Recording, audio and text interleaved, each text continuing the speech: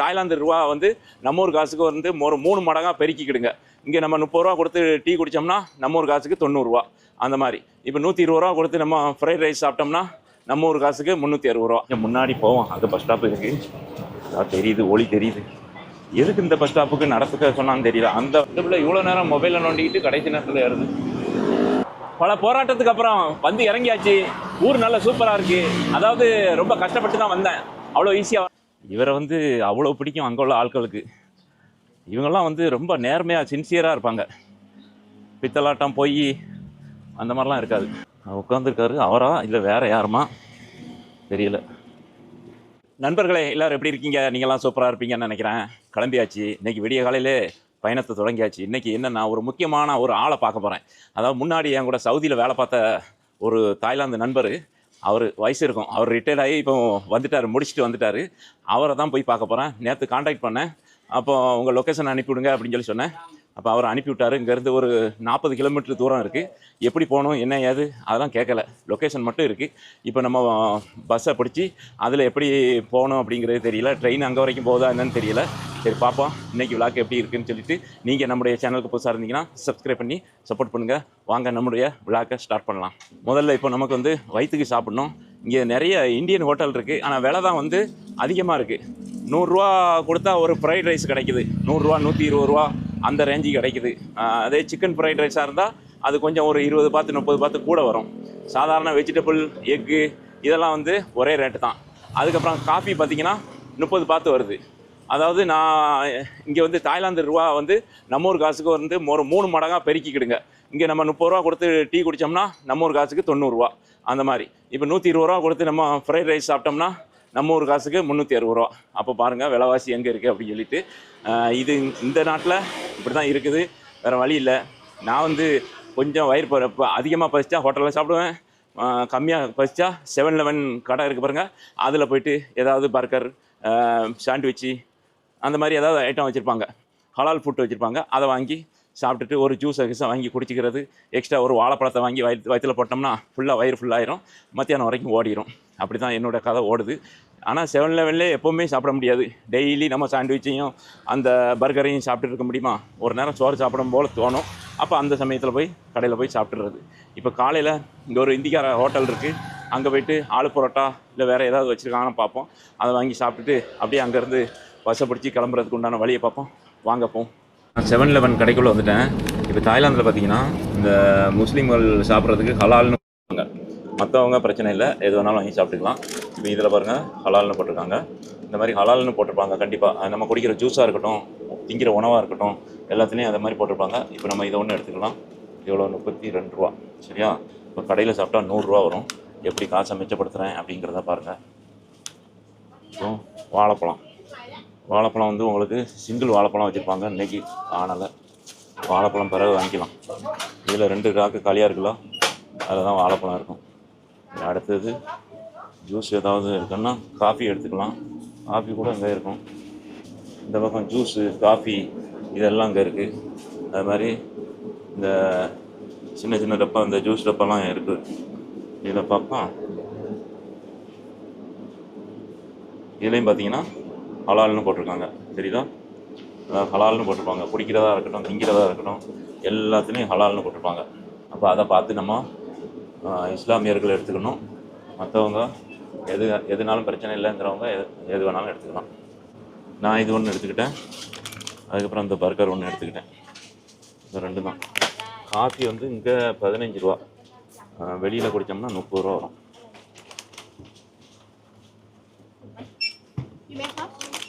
Hit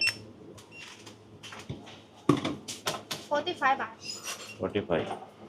ரெண்டும் சேர்த்து 45 ரூபா. 45 ரூபானா 3 12 3 5 15 135 ரூபா. இதுதான் கடை 7-Eleven. அங்கங்கே எல்லா இடங்கள்லையும் இருக்கும். இதை இப்போ உட்காந்து எங்கேயாவது சாப்பிட்றதுக்கு ஒரு இடத்த பார்க்கணும். இதுதான் பஸ் ஸ்டாப் இருந்துச்சு. இங்கே போவோம். எதுக்கு நம்ம அந்த பக்கம் போகிறோம்? இங்கே உட்காந்து சாப்பிட்டுட்டு அப்புறம் எந்த பஸ்ஸு போகும் அப்படிங்கிறத இங்கே உட்காந்து ஆராய்ச்சி பண்ணிவிட்டு அப்புறம் பஸ்ஸில் ஏறிட வேண்டியதான். சரிங்கண்ணா உட்காருவோம். இந்த ஓட்டு திண்ணையில் சாப்பிட்டாச்சு. பர்கர் மட்டும் சாப்பிட்டேன், ஜூஸை வச்சுருக்கேன். ஜூஸு கொஞ்சம் நேரம் கழித்து சாப்பிடுவோம். அதுக்கப்புறம் பார்த்தீங்கன்னா நான் வந்து இப்போ எப்படி கண்டுபிடிப்பேன் அப்படின்னு பார்த்தீங்கன்னா இந்த லொக்கேஷன் இருக்குது பாருங்க. இப்போ இவர் அனுப்பிவிட்டுருக்காரு.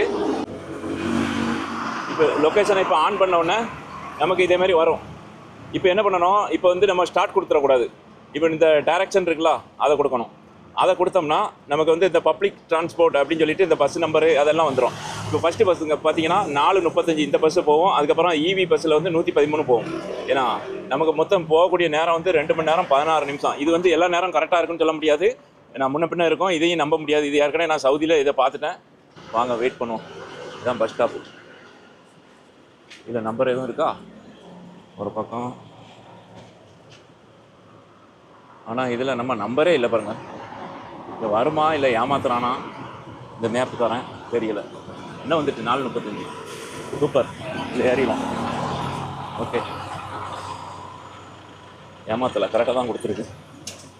ஓகே, பஸ்ஸு பார்க்க பழசாக இருந்தாலும் உள்ளே வந்து என்ன சிஸ்டம் வச்சுருக்காங்கன்னா அந்த மேலே வந்து ரெட் கலரில் இருக்கும்ல பட்டன், இது அங்கங்கே இருக்குது. அந்த இறங்குற வாசப்படிக்கிட்ட எல்லா இடமும் அந்த ரெட் கலர் பட்டன் வச்சுருக்காங்க. அதை அமுக்கணும்னா அங்கே ஒரு பெல் அடிக்குது. டிரைவர் உடனே ஸ்டாப்பில் நிற்கிறாரு. உள்ள கேமரா கூட இருக்குது, ரெக்கார்ட் ஆகுது. ஃப்ரண்ட்டு பேக்கு எல்லா இடமும் அந்த பொண்ணு அமுக்கிச்சா.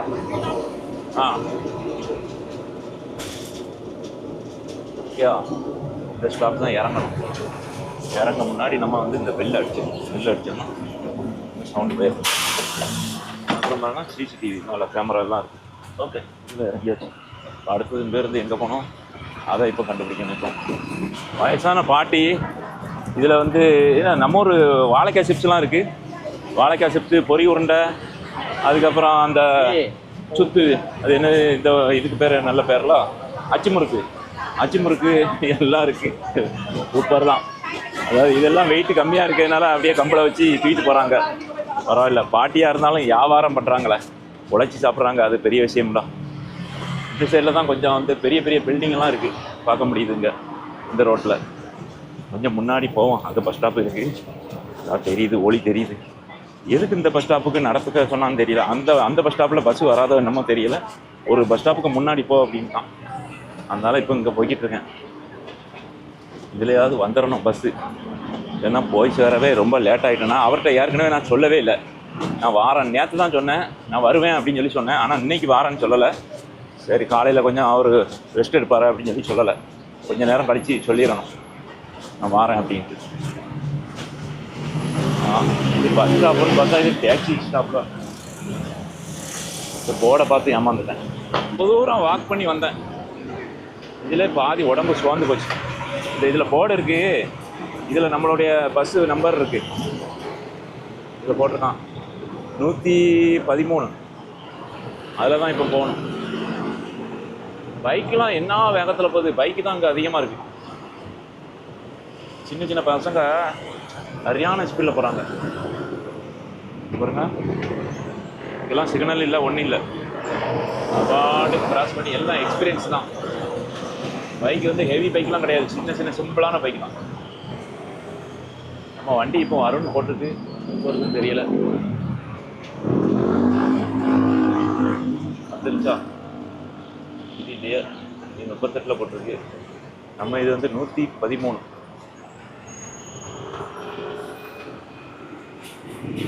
இந்த மாதிரி பஸ்ஸு தான், ஏசி பஸ்ஸில் தான் நம்ம போகணும். இந்த பிள்ளை இவ்வளோ நேரம் மொபைலில் நோண்டிக்கிட்டு கடைசி நேரத்தில் ஏறுது. பல போராட்டத்துக்கு அப்புறம் வந்து இறங்கியாச்சு. ஊர் நல்லா சூப்பராக இருக்குது. அதாவது ரொம்ப கஷ்டப்பட்டு தான் வந்தேன், அவ்வளோ ஈஸியாக வரல. பஸ்ஸு வந்து கிடைக்கல, ரொம்ப நேரம் வெயிட் பண்ணேன். இடையில 2 பஸ்ஸு 3 பஸ்ஸு மாறி அப்படியே வந்துட்டேன். எப்படியோ வந்து சேர்ந்தாச்சு. ஊர் இது கிராமம் மாதிரி இல்லை, ஓரளவுக்கு சிட்டி மாதிரி தான் இருக்குது. இப்போ நம்ம ஆப்போசிட் போகணும், மேலே ஏறி அந்த சைடாக போயிடுவோம். பார்ப்போம். அவர் பேர் அலிபாயினுடைய ஊர் எப்படி இருக்குது, அங்கே உள்ள கலாச்சாரம் எப்படி இருக்குது அப்படிங்கிறத பார்ப்போம். அவர் நல்ல வயசான மனுஷன்தான்.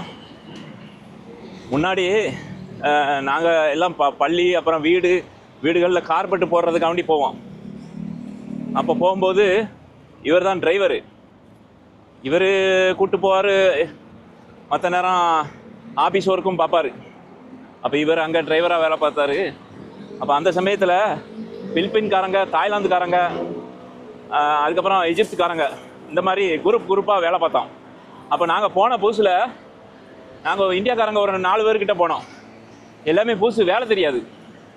அந்த கார்பெட்டை வந்து விரித்து எப்படி கட் பண்ணுறது என்ன ஏது அப்படிங்கிறது வேலை தெரியாது. அப்போ ஃபஸ்ட்டு எஜிப்துக்காரங்க கூட தான் எங்களை ஜாயின் பண்ணி விட்டாங்க. அவங்க என்ன செஞ்சாங்க, அதை கமிஷன் உண்டு. எப்படின்னா ஒரு ஸ்கொயர் மீட்டருக்கு 1 ரியால் சம்பளம் தனியாக கிடைக்கும், 800 ரியால் கிடைக்கும். அது போக நம்ம எத்தனை ஸ்கொயர் மீட்டர் கார்பெட்டு நம்ம பள்ளியில் வீடுகளில் போடுறோமோ அத்தனை மீட்டருக்கு வந்து ஒவ்வொரு ரியால் கிடைக்கும். அப்போ அந்த எஜிப்துக்காரங்க என்ன பண்ணுவாங்க, நீங்கள் வேலை படிக்கலை அப்படின்னு சொல்லிட்டு எங்களுக்கு கொஞ்சமாக தான் தருவாங்க. ஆனால் அந்த தாய்லாந்துக்காரங்க இந்த பிலிப்பீன்காரங்க கூட போனோம்னு வைங்களேன், எவ்வளோ வருதோ அதை ஷேர் பண்ணி அப்படியே சரி பங்கு கொடுத்துருவாங்க. நம்ம வெறுங்கையை வீசிட்டு போக வேண்டாம், ஏதாவது ஆப்பிள் ஆரஞ்சு ஏதாவது வாங்கிட்டு போவோமே. பெரிய மனுஷம்லாம் ஆப்பிள் ஆரஞ்சு நோ. ஓகே, இங்கே கிடைக்காதாம்ல, எங்கே போய் வாங்க. அப்போ இது வாங்கிட்டு போயிடுவோமா, ஒரு டப்பா ஏதாவது வாங்கிட்டு போவோம். இது ரெண்டையும் எடுத்துக்கிட்டேன். வேறு எங்கே போய் இப்போ ஆப்பிள்லாம் வாங்க, இங்கே கிடைக்காதாம்லாம். இங்கே மேலே குழாய் வச்சுருக்காங்க. நான் காலையில் கிளம்புனா இப்போ லுகர் டைம் ஆகிப்போச்சு.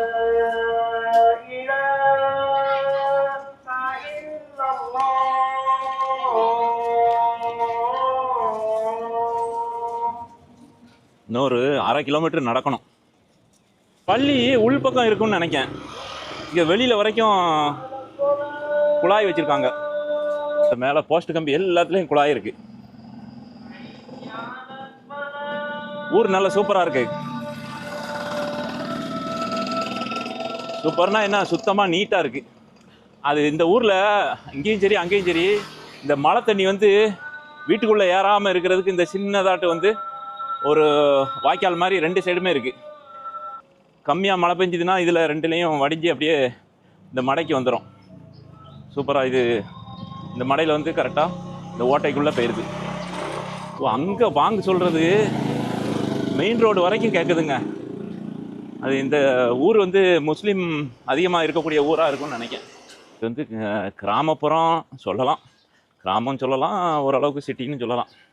இந்த இடத்துல இருந்து சவுதி அரேபியாவுக்கு வேலைக்கு வந்திருக்காங்கன்னா பாருங்கள். அதுவும் அவர் வந்து ரொம்ப வருஷமாக இருந்து அவருக்கு ரொம்ப முடியாமல் தான் கடைசியில் விட்டுட்டு வந்தார். இவரை வந்து அவ்வளோ பிடிக்கும் அங்கே உள்ள ஆட்களுக்கு. இவங்கெல்லாம் வந்து ரொம்ப நேர்மையாக சின்சியராக இருப்பாங்க. பித்தலாட்டம் போய் அந்த மாதிரிலாம் இருக்காது. அது நம்ம எந்த நாட்டுக்காரன் அப்படிங்கிறதெல்லாம் அவங்க பார்க்க மாட்டாங்க. அதேமாதிரி காஸ்ட் பார்க்க மாட்டாங்க. நல்ல உதவி செய்யக்கூடிய மனப்பான்மை இவங்களுக்கு. நான் கொஞ்ச நாள் இவங்களோட வேலை பார்த்தேன். அதை வச்சு என் அனுபவத்தில் சொல்கிறேன். அவர்கிட்ட நான் ஃபோன் பண்ணி சொல்லிட்டேன், நான் ஒரு 1 மணி நேரத்தில் வாரேன் அப்படின்ட்டு. அவர் ஐ எம் வெயிட்டிங் அப்படின்ட்டாரு. பாப்பா அவருக்கு ஞாபகம் இருக்கா என்னன்னு தெரியல. உட்காந்துருக்காரு. அவரா இல்லை வேற யாருமா தெரியல. பாப்பா எனக்கும் அவருக்கு கொஞ்சம் முகம் மறந்து போச்சு. السلام عليكم. علي ايوه السلام عليكم. كيف الحال؟ كويس. الحمد لله. taxi. I need you coming for taxi. Okay. You waiting, huh? Yeah, I waiting you. How are you? Fine. You fine? Your body, all health? No, alhamdulillah. Alhamdulillah. How many years finish you come Saudi? Now maybe 1 year. 1 year. 1 year. Again not go? Baby. Ada awak talk to me coming now. You go. Only one baby. Yeah. Go again. Yeah. Okay. Ada my boss talk to me. Baby, you come, no problem. I have to new visa. Because too much love you. But now before I broken. Thank you. This is for you. Oh, thank you. How is your family? Okay. Because I need meet you. But you have the one? I am only one. கிராமத்து side தான். ஆனால் எவ்வளோ பெரிய பள்ளி கட்டி வச்சுருக்காங்க. நல்ல சிகப்பு கலரில். அதாவது அவர் சொன்னார், இது முஸ்லீம் ஏரியா தான், நிறைய முஸ்லீம் தான் அங்கே இருக்காங்க அதிகமாக அப்படின்னு சொல்லி சொன்னார். அப்போ நம்ம கெஸ்ஸிங் கரெக்டு தான். பள்ளி சரியான பெரிய பள்ளி, ஆனால் புது பள்ளி. மேலாம் நல்லா சூப்பராக இருக்குது. இங்கே வந்து இது என்னது சுறாவ் இது பேர் நான் படிச்சுக்கிடுங்க. இந்த இங்கே வந்து முன்னாடி போட்டு போயிருக்கு. இங்கேருந்து நேராக நம்ம தாய்லாந்து சிட்டிக்கே போயிடலாமா, இங்கேருந்து ஏறிக்கலாம் அப்படின்னு சொல்லி சொன்னார். ஆனால் இப்போ வந்து நிப்பாட்டிட்டாங்க, இப்போ போகிறது இல்லை அப்படின்னு சொல்லி சொல்கிறாரு. இல்லைன்னா இருந்துச்சுன்னா நம்ம இங்கேருந்தே அழகாட்டு இதில் டிக்கெட் எடுத்துகிட்டு இங்கே ஏறிக்கலாம். சூப்பர், நல்லா சூப்பராக இருக்குது ஊர், நல்லா இருக்குது. வாங்க போம். எப்படியோ ஒரு வழியாக ஆளை கண்டுபிடிச்சாச்சு. அவர் எனக்காண்டி வாசல்ல வெயிட்டிங்கில் இருக்கார். நான் சொன்னோம்ல, நல்ல மனுஷன், நல்ல அன்பான மனுஷன். இதான் நம்ம நண்பர் வந்து அலிபாய். இவர், அவருக்கு வயசு கிட்டத்தட்ட 58 கிட்ட ஆகுது. இது வந்து அவங்க ஒய்ஃபு. ஒரே ஒரு பொண்ணு இருக்காங்க. பொண்ணு இங்கே இல்லையா, வெளியூரில் இருக்காங்க. இந்த கீழெல்லாம் பார்த்தா இடவெளி தெரியுது. காற்றெல்லாம் போகிறதுக்கு வர்றதுக்கு ஈஸியாக தான் இருக்கும், பிரச்சனை இல்லை. ஏன் முறைச்சி பார்த்துக்கிட்டே இருக்குது, என்ன தான் பிரச்சனை? கண்ணடிக்க அது சரி, சூப்பர். பாரு, மியாவும் சத்தமோடு பார்ப்போம். நல்லா இருக்குது இந்த பொண்ணு, படுத்து கிடக்கிற ஸ்டைலே சூப்பராக இருக்குது. இதுதான் அவருடைய வீடு, சிம்பிளாக இருக்குது. எவ்வளோ அமைதியான ஒரு அழகான வாழ்க்கை பார்த்தீங்களா? சுற்றி அழகான இயற்கையாட்டு மரங்கள், காற்று, இயற்கை காற்று, சூப்பர். நமக்கு தாய்லாந்து பிரியாணி கடையில் வாங்கி கொடுத்துருக்காங்க. 2 சாஸு இதெல்லாம் இருக்குது. நீங்கள் சாப்பிடலையான்னு அவர் வந்து 11 மணிக்கே அடித்து நொறுக்கிட்டாராம். அதனால் நமக்கு மட்டும் இருக்குது. இந்தியா பிரியாணி தான் நல்லாயிருக்கும், இது சுமாராக இருக்கும் அப்படின்னாரு. சாப்பிட்டு பார்ப்போம். இந்த பள்ளிக்கு பக்கத்தில் ஒரு சின்ன கட்டடம் இருக்குல்ல, இதில் வந்து பிள்ளைகள் வந்து ஓதுறதுக்காக இங்கே வருமா சாயங்காலம். அப்போ வந்து பிள்ளைகளுக்காக இந்த கூல்ட்ரிங்க்ஸு இந்த ஐட்டம்லாம் அங்கே சின்னதாக ஒரு கடை மாதிரி வச்சுருக்காங்க. இதில் வச்சு வியாபாரம் பண்ணுவாங்க போல இருக்குது. இது வந்து அக்கா தான் பண்ணுறாங்க, அதாவது அலியோட ஒய்ஃபு. சரி, ஓகே, நம்ம வந்தாச்சு, நல்லா திருப்தியாக சாப்பிட்டாச்சு. வந்த வேலை முடிஞ்சுது. அவரை பார்க்கணுன்னு நினச்சி வந்தேன், அவ்வளோதான், பார்த்தாச்சு. நம்ம கிளம்பி போயிட வேண்டி தான். பைக்கில் கூப்பிட்டு போய் அங்கே உங்களை விட்றேன் அப்படின்னு சொல்லிட்டாப்புல. Okay, bye bye. Okay, let's go. Okay, see you. அஸ்ஸலாமு அலைக்கும். ரொம்ப பார்த்தீங்கன்னா நாடு விட்டு நாடு வந்திருக்கேன். எவ்வளோ அன்பாக உபசரிக்காங்க, எவ்வளோ சிரிச்ச மாமா வரவேற்காங்க. எந்த எதிர்பார்ப்பும் கிடையாது அவங்களுக்கு. ஒரு அன்பில் நான் தேடி வந்தேன். அங்கே பழகினா கொஞ்சம் பழக்கத்தில் நல்ல மனுஷன்.